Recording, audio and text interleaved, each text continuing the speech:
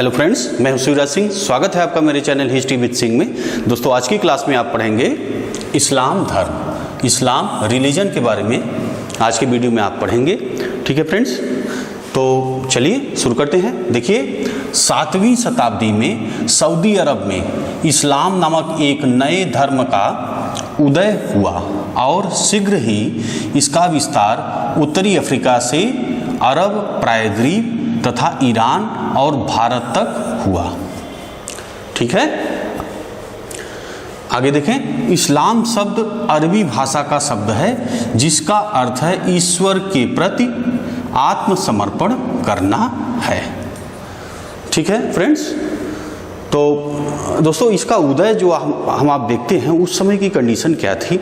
उस समय कंडीशन जैसे छोटे छोटे जो अरब आपका है स्थान, तो वहाँ छोटे छोटे कबीलों में बटा हुआ था, आपस में लड़ाइयाँ होती थी, तो वहीं पे जो है इसका उदय होता है। आगे देखें, इस्लाम धर्म के संस्थापक हजरत मोहम्मद साहब थे। ठीक है, हजरत मोहम्मद साहब का जन्म 570 ईस्वी में मक्का, जो सऊदी अरब में है, में प्रमुख जो है कुरैश कबीले में हुआ था। ठीक है,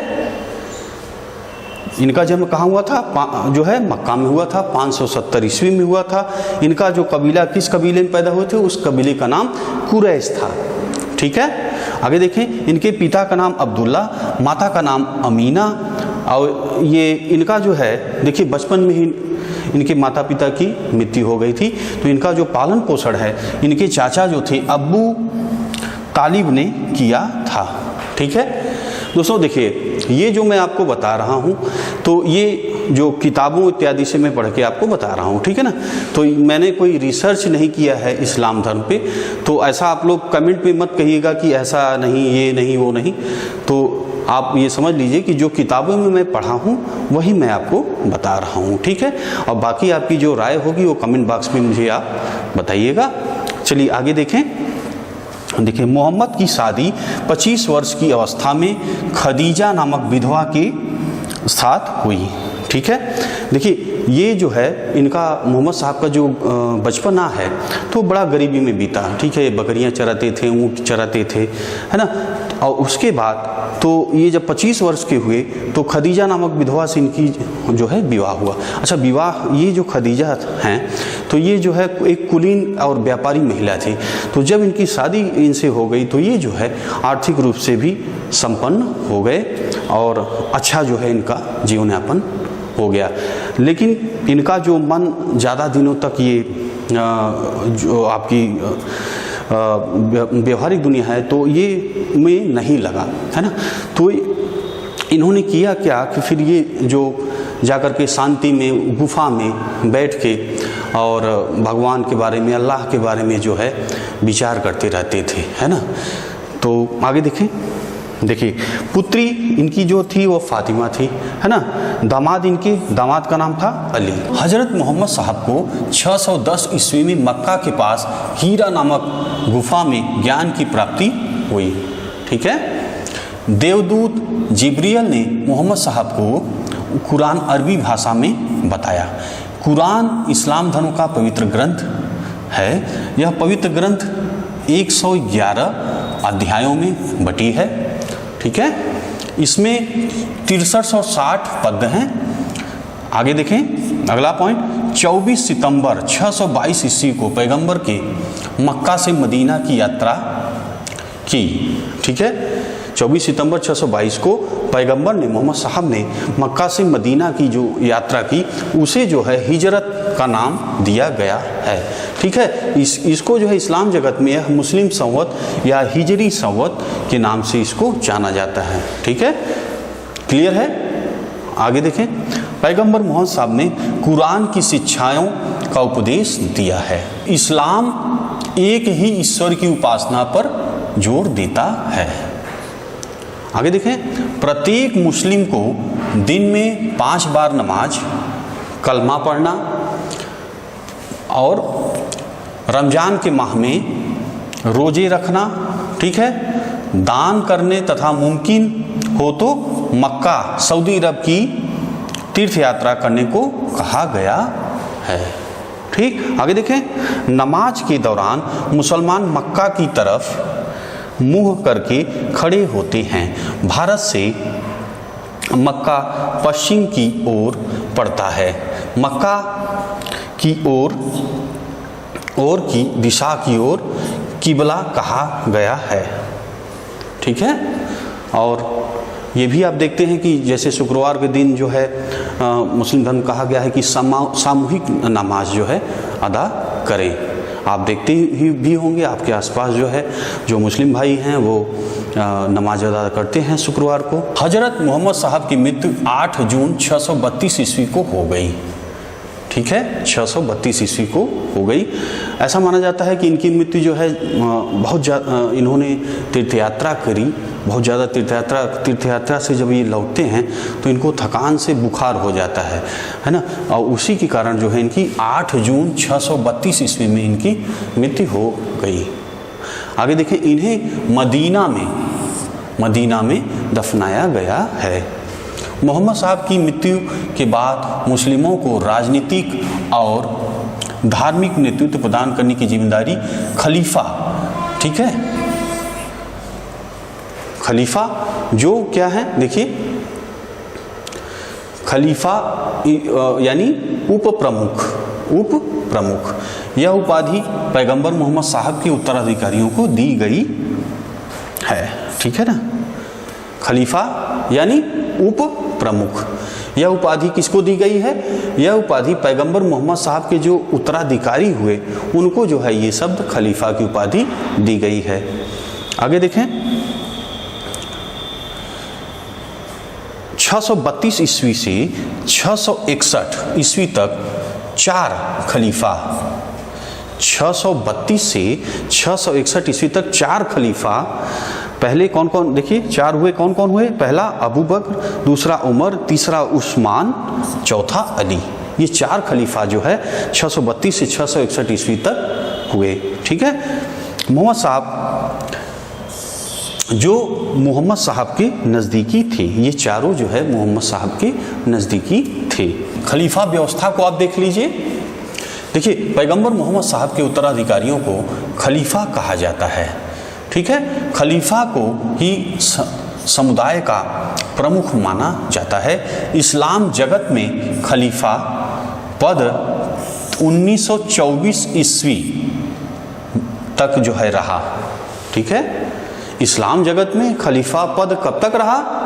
1924 ईस्वी तक रहा। ठीक है, उसके बाद इसे जो है 1924 ईस्वी में तुर्की के शासक मुस्तफ़ा कमाल पाशा ने इसे समाप्त कर दिया।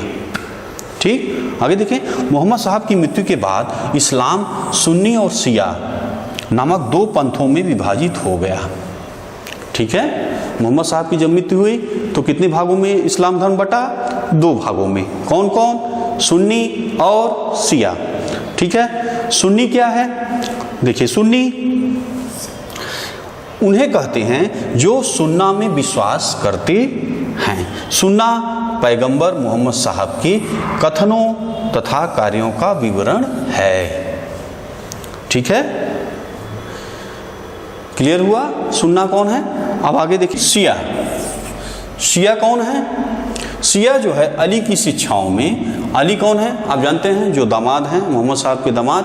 ठीक, अली की शिक्षाओं में विश्वास करते हैं तथा उन्हें मोहम्मद साहब का न्याय सम्मत उत्तराधिकारी मानते हैं। ठीक है, अब आप समझ गए शिया और सुन्नी के बारे में। शिया कौन थे, सुन्नी कौन थे?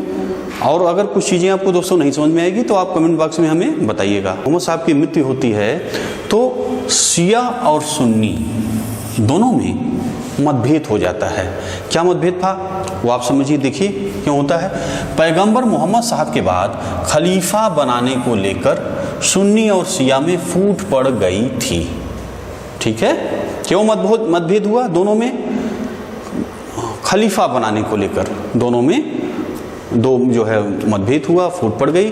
सुन्नी का मानना था कि पैगंबर मोहम्मद साहब का कोई भी उपयुक्त अनुयायी खलीफा बन सकता है, यानी कोई भी जो उपयुक्त मोहम्मद साहब का अनुयायी है वो खलीफा बन सकता है। उन्होंने पैगंबर मोहम्मद के सहयोगी अबू बकर को पहला खलीफा घोषित किया। बकर के बाद उमर खलीफा बने। दूसरी ओर शुरुआती शिया मानते थे कि पैगंबर मोहम्मद का कोई रिश्तेदार ही खलीफा होना चाहिए। ठीक है, उनकी नज़र में खलीफा के लिए सबसे उपयुक्त व्यक्ति पैगंबर के दामाद अली थे। ठीक है, ये आप समझ गए। शिया जो आपके सुन्नी क्या है, वो कहते हैं कोई भी मोहम्मद साहब का जो उपयुक्त है वो जो है खलीफा बन सकता है। और शिया क्या कहना है, भैया जो खून से संबंधित हैं वही जो है खलीफा बन सकते हैं। और उनकी नज़र में जो शुरुआती शिया थे, उनकी नज़र में आपका अली जो मोहम्मद साहब के दामाद थे, उनकी नज़र में ये जो है सबसे महत्वपूर्ण थे। ठीक है, आगे देखें। अली की हत्या 661 में हत्या कर दी गई। ठीक है, अली की हत्या 661 में कर दी गई। अली के पुत्र हुसैन की हत्या 680 में करबला में, इराक में जो है नामक स्थान पर कर दी गई। अली की हत्या के बाद उसके प्रतिद्वंदी मुवैया ने सीरिया की राजधानी दमिश्क में उमैयद खलीफा की स्थापना हुई थी। ठीक है, उमैयद खलीफाओं ने 661 से 750 ईस्वी तक शासन किया। इसके बाद अबू खलीफाओं ने उमैयद खलीफाओं को सत्ता से हटाया था। इब्न इसाक ने सर्वप्रथम पैगंबर साहब का जीवन चरित्र लिखा। ठीक है, सर्वप्रथम जो है पैगंबर साहब का जीवन चरित्र कौन लिखा? इब्न इसाक ने। आगे देखें। पैगंबर मोहम्मद साहब के जन्मदिन पर ईद ए मिलाद उन नबी पर्व मनाया जाता है। ठीक है, ईद तो आप जानते ही हैं, और एक मुसलमान भाइयों का जो है एक खुशी का त्यौहार होता है। तो ये कब मनाया जाता है, किस दिन मनाया जाता है? मोहम्मद साहब के जन्मदिन पर। ठीक है, और देखें भारत में सर्वप्रथम इस्लाम का आगमन अरबों के जरिए हुआ।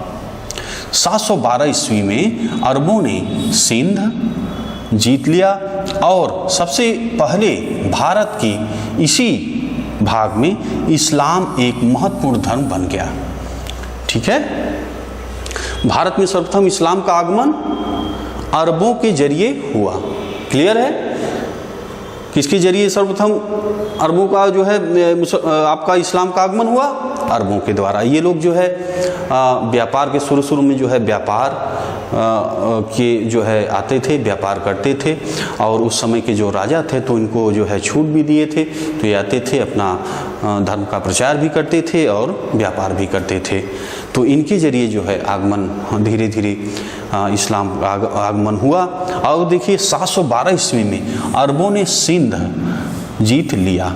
ठीक है, जो सीमावर्ती राज्य आपका सिंध है, पाकिस्तान का एरिया, तो इन्होंने 712 ईस्वी में इन्होंने जीता इसको। ये जो सिंध के बारे में है सीमावर्ती राज्य, तो इसको जो है हम लोग अगले वीडियो में इसके बारे में आप पढ़ेंगे तो और अच्छे से आपका क्लियर हो जाएगा।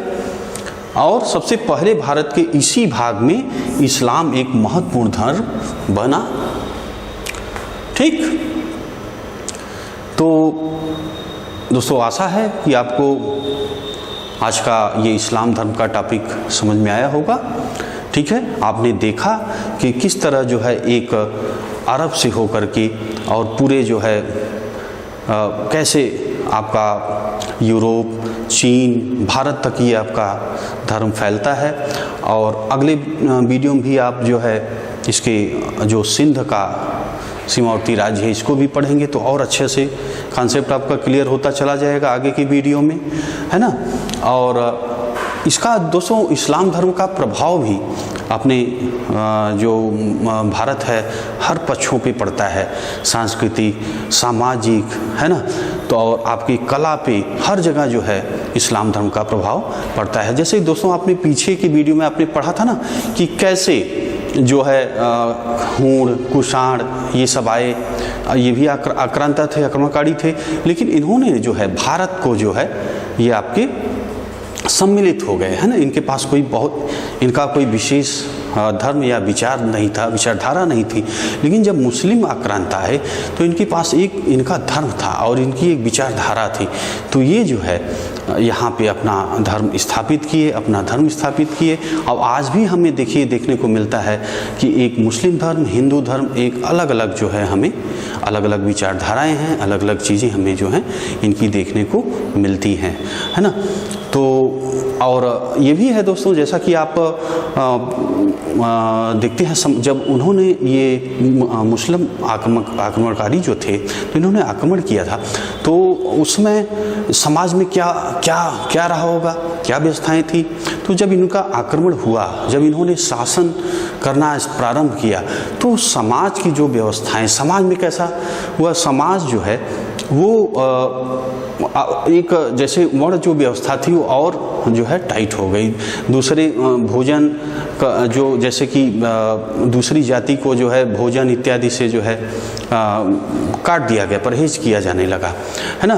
और जो कम उम्र में शादी ब्याह होने लगी, जैसे 7-8 साल में ही लड़कियों की शादी होने लगा, है ना। तो इस तरह की समाज में जो है परिवर्तन है हमें समाज में देखने को मिलता है। अच्छा, अब जैसा कि दोस्तों मैंने अभी आपसे चर्चा किया कि इसका जो मुस्लिम आक्रमण, जो आक्रांता थे, जो इनका आक्रमण हुआ भारत देश पे और इनका जब शासन प्रारंभ होता है तो कई पक्षों पे हमें दिखाई देता है। जैसे सामाजिक जीवन पे आपने देखा कि किस तरह जो है सामाजिक जीवन, लड़कियों को असुरक्षित महसूस करने लगे, तो इनका जो है शादी 7-8 साल में की जाने लगी। इस तरह जो भोजन इत्यादि होते थे उससे भी वर्ण व्यवस्था में जो है कड़ाई किया गया। अलग जाति को जो है सम्मिलित होने में, उनको जो है कम भोजन साथ में करने में उनकी मनाही की गई, है ना। और भी कई चीज़ें हमें समाज में उस समय देखने को मिलती हैं। और जैसे कि जो जैसे महिला या पुरुष हैं जिनको आक्रांताओं द्वारा मुस्लिम बनाया गया, तो उनको जो है शुद्धिकरण इत्यादि पे जो है कर उन्हें हिंदू धर्म में इत्यादि ये सब प्रक्रियाएं उस समय की भारत में हमें देखने को, पढ़ने को हमें किताबों में मिलती हैं, है ना। और देखिए इसके बाद हमें जो है कला पक्ष पे भी, स्थापत्य कला पे भी हमें देखने को मिलता है। जैसे जो मंदिर हैं दोस्तों, उस समय क्या होता था कि सजावट इत्यादि पे ज़्यादा जो है फोकस होता था। तो अभी उसका जब शासन होता है तो कुछ इनका प्रभाव हमें मंदिरों इत्यादि पे भी देखने को मिलता है कि ऊपर गुंबद जैसा व्यवस्थाएं देख करके इनका प्रभाव पड़ा। गुंबद नुमा भी मंदिर के ऊपर बनने जैसे जो है लगे, है ना। तो इस तरह, और साहित्य में भी हमें जैसे कि जो सिकंदर था वो फारसी अनुवाद कई ग्रंथ को जो है फारसी में कराया हुआ था, है ना। तो आगे की वीडियो में हम लोग चर्चा करते रहेंगे साहित्य पे, कला पे इत्यादि पे और शासन के दौरान, तो आगे ये सब चीज़ें होती रहेंगी। फिलहाल आज के वीडियो में दोस्तों बस इतना ही करते हैं, है ना। और कुछ आपके सवाल होगी तो आप जो है हमें कमेंट बॉक्स में बताइएगा, या कुछ चीज़ें आपको नहीं समझ में आई है तो आप जो है कमेंट में बताइएगा।